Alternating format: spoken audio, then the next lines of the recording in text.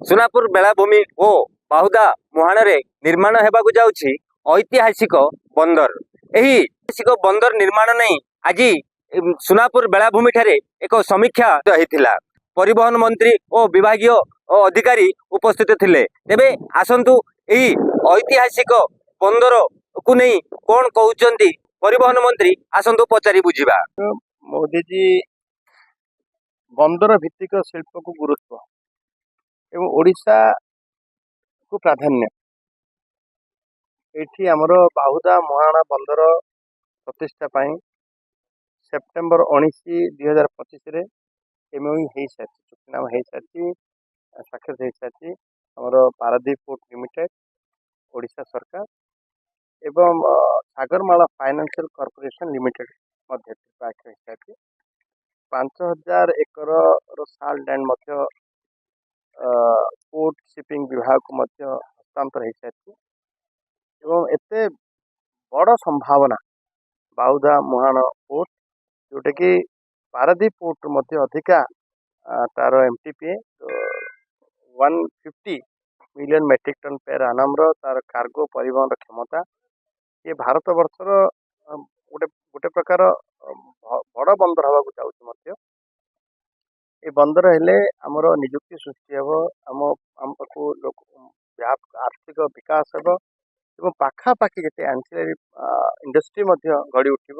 Port based industry गढ़ी उठिब एवं जीवन जीविका कथा आम अंचल आम गंजाम जिला ओडिशार एवं भारत वर्षर गोटे प्रकार लाभ मिले समस्त को यार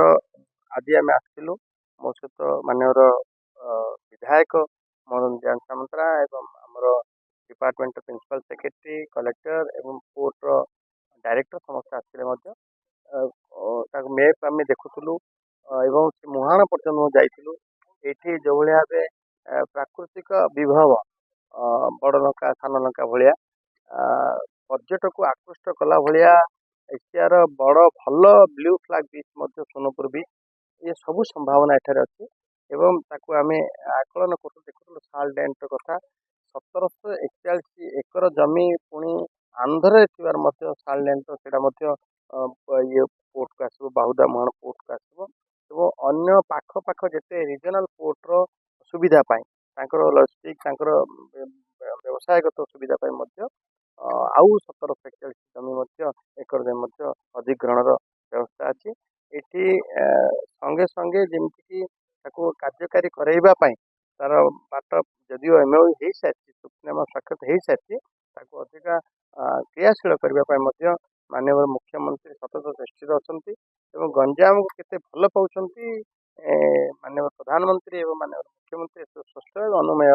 जे ये हम सबुठ ओडार बड़ पोर्ट हम निश्चित ये पचार आवश्यक कौन ये तो स्थानीय निजुक्ति मिल स्थानीय युवक युवती निजुक्ति मिल स्थानीय लोकर जीवन जीविकार मुख्य आधार हम निश्चित भाव में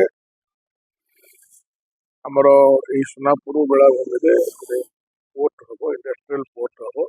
जहाँकि गंजाम जिला गर्व गौरव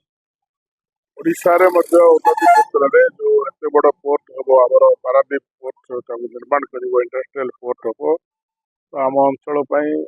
विशेष करके चिकुड़ी निर्वाचन मंडल गर्व गौरव कहले अत्युक्ति हो ना। आज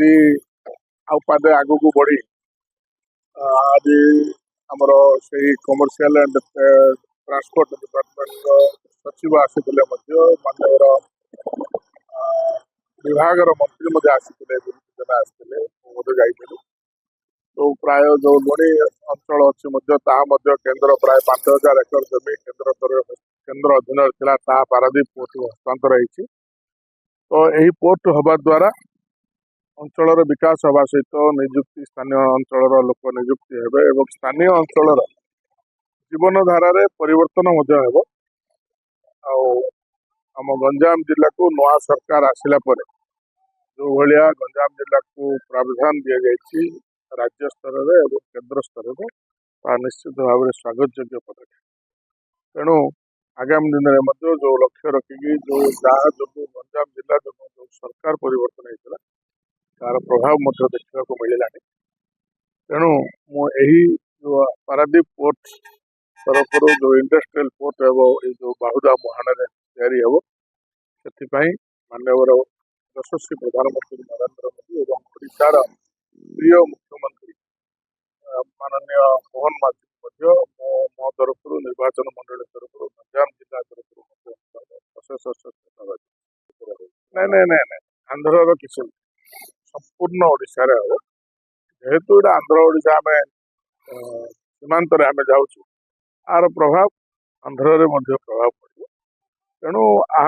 यह हवा द्वारा कारण सबुठ अत्याधुनिक बहुत बड़ पोर्ट हम यह हवा द्वारा पेरिफेरी डेवलपमेंट हवा सहित